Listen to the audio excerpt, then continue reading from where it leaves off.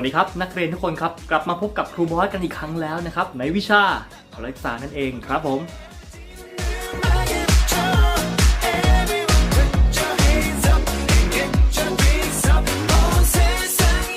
ครับนักเรียนและคลิปพละศึกษาในวันนี้นะครับครูบอสก็อัดคลิปวิดีโอจากที่บ้านตามมาตรการ Work from Home นั่นเองนะครับผมทีนี้ครับสถานการณ์เปลี่ยนแปลงนะครับเราจึงต้องเรียนที่บ้านนั่นเองนะครับนักเรียนครับยังอยู่ในเรื่องของการเคลื่อนไหวของพละศึกษานะครับครูบอสเคยสอนมาแล้วจำได้ไหมการเคลื่อนไหวพละศึกษาทั้งหมด3แบบครับ1การเคลื่อนไหวแบบอยู่กับที่2การเคลื่อนไหวแบบเคลื่อนที่3การเคลื่อนไหวประกอบอุปกรณ์นะครับจำได้ไหมที่เราโยนยังลบปุ๊บแล้วรับอย่างนี้เป็นการเคลื่อนไหวแบบไหนครับ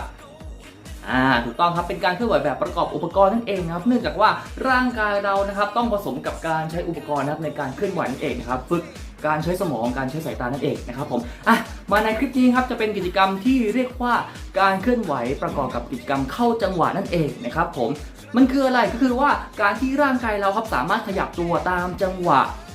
ที่มีริทึมที่แน่นอนครับหรือตามจังหวะเสียงดนตรีนั่นเองนะครับและเสียงดนตรีที่เราจะมาใช้ในวันนี้นะครับในคลิปนี้ก็คือเพลงนี้เลยครับปุ๊บ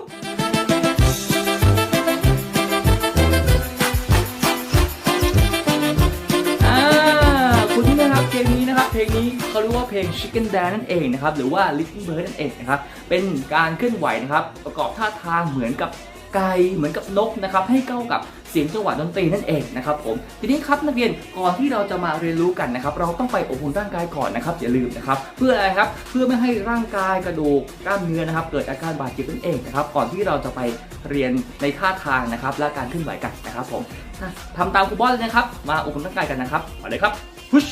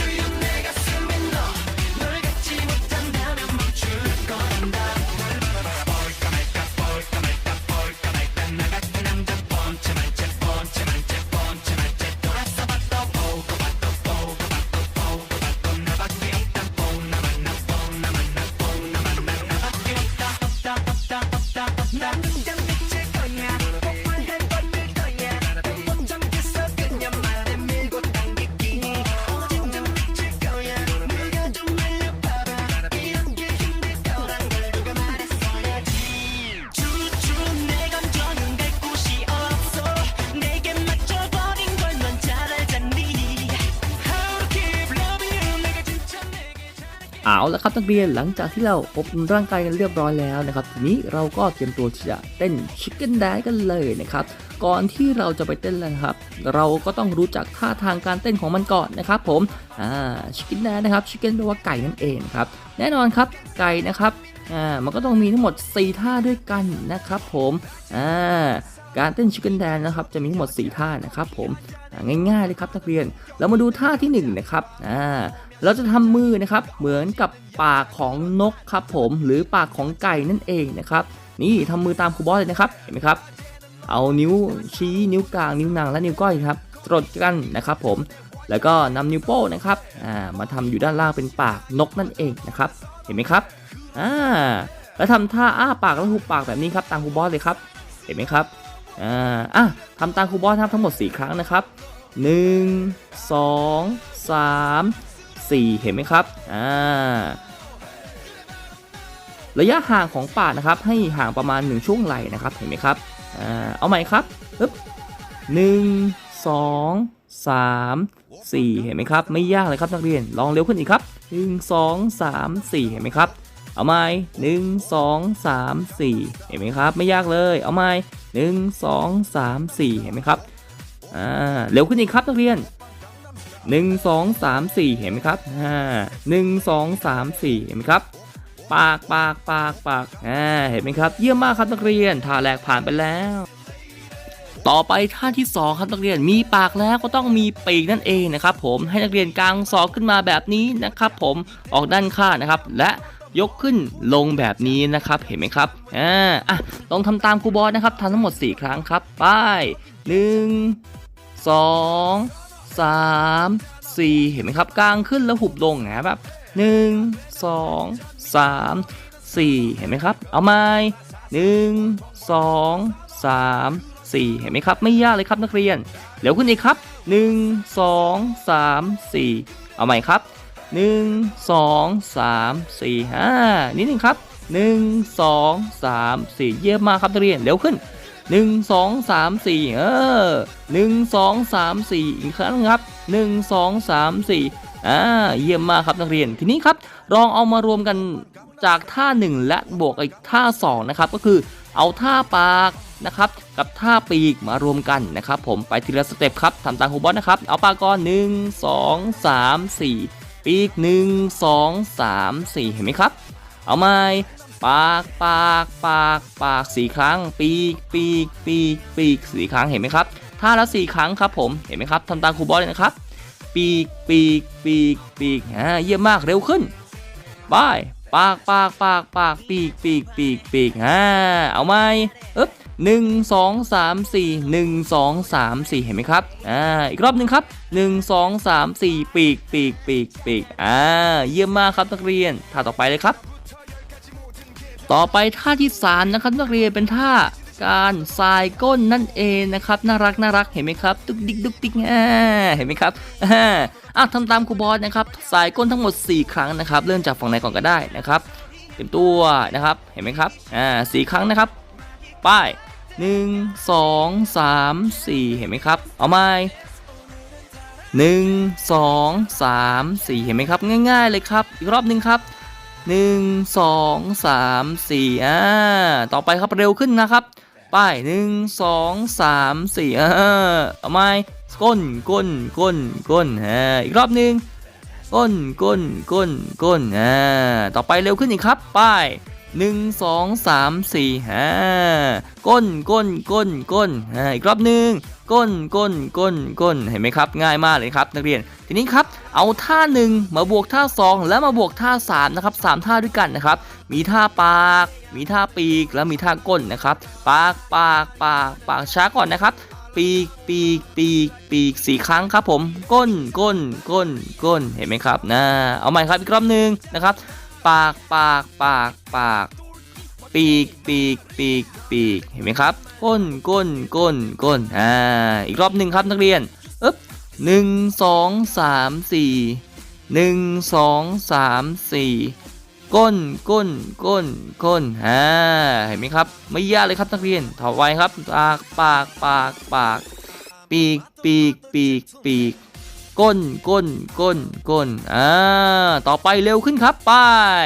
ปากปากปากปากปีกปีกปีกปีกก้นก้นก้นก้นอีกรอบหนึ่ง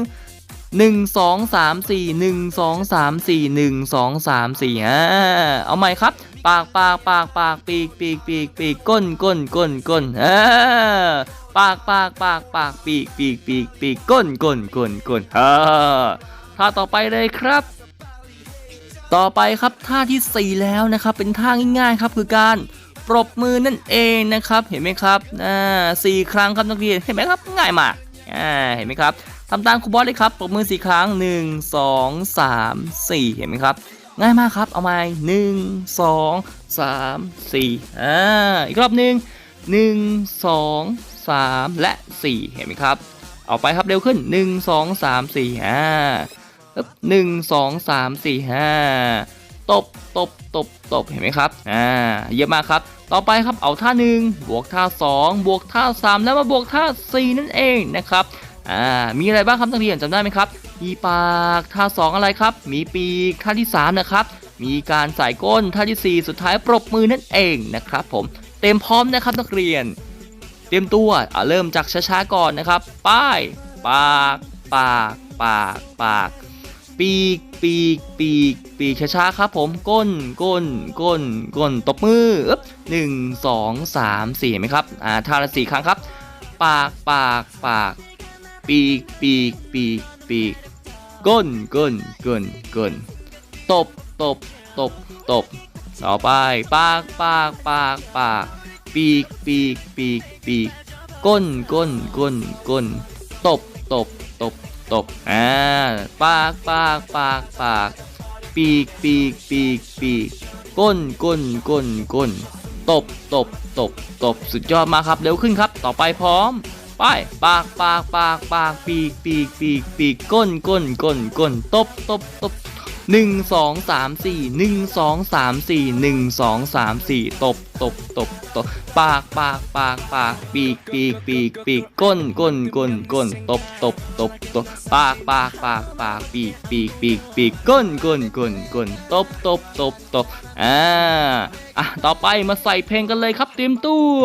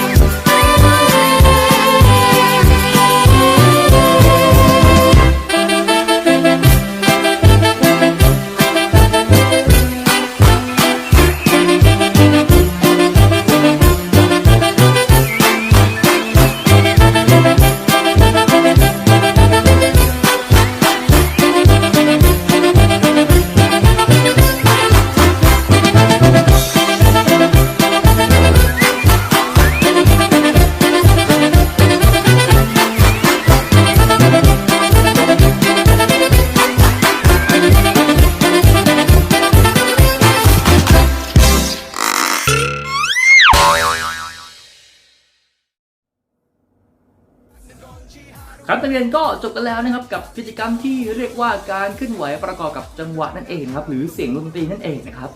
เห็นไหมครับยากไหมครับไม่ยากเลยนะครับถามว่ากิจกรรมนี้ทำแล้วจะได้อะไรนะครับก็คือ1ครับได้ความจำนั่นเองนะครับเป็นการพัฒนาสมองจำได้ไหมครับว่าท่าทางมีอะไรบ้าง1ปาก2ปีก3อะไรครับสายก้น4อะไรครับตบมือเห็นไหมครับฝึกเรื่องของการเรียงลำดับความสำคัญด้วยนะครับเวลานักเรียนโตขึ้นไปนะครับมันจะมีทักษะในการเรียงลำดับความสำคัญนั่นเองนะครับอะไรที่ต้องทำก่อนอะไรที่ต้องทำที่หลังอะไรที่เร่งด่วนจึงต้องทำก่อนอะไรพวกนี้เห็นไหมครับเป็นการฝึกทักษะด้วยนะครับและนะครับเป็นการทำให้สมองเราเนี่ยหลั่งสารอะดรีนาลีนขึ้นมานะครับทำให้ร่างกายของเรามีความสุขนั่นเองนะครับสังเกตไหมครับเวลาเราเครียดเรามักจะชอบฟังเพลงหรือไปออกกำลังกายหรือว่าไปขยับตัวเต้นพวกนี้มันจะทำให้เรารู้สึกสบายนั่นเองนะครับผมเห็นไหมครับการศึกษานะครับมุ่งจุดประสงค์5ด้าน1พัฒนาทางด้านร่างกายจิตใจอารมณ์สังคมและสติปัญญานะครับเห็นไหมครับการศึกษาเรากว้างมากเห็นไหมครับไม่ใช่แค่ได้แค่ร่างกายอย่างเดียวนะครับยังได้เรื่องของจิตใจเรื่องของอารมณ์เรื่องของการเข้าสังคมด้วยนะครับผมและเรื่องของสติปัญญานั่นเองนะครับผมนักเรียนครับคาดว่าจะสนุกกันแล้วนะครับคาดว่าคลิปนี้อาจจะเป็นคลิปที่ใกล้จะปิดภาคเรียนแล้วนะครับผมอันนี้ครับครูบอยก็ฝากเอาไว้นะครับว่าช่วงนี้โควิดกำลังระบาดนะครับให้นักเรียนดูแลตัวเองดีด้วยนะครับพยายามรักษาระยะห่างนะครับหรือมาตรการอะไรที่ทำให้เราปลอดภัยที่สุดก็จงทำให้มันดีที่สุดนะครับผมสุดท้ายนี้นะครับครูบอยก็ต้องขอให้นักเรียนนะครับทุกคนนะครับมีสุขภาพร่างกายแข็งแรงทุกคนนะครับผมปลอดภัยจากโรคภัยไข้เจ็บนั่นเองนะครับคลิปนี้ครูบอยต้องขอลาไปก่อนนะครับนักเรียนพบกันใหม่นะครับคราวหน้านะครับถ้ามีโอกาสสวัสดีครับบ๊ายบา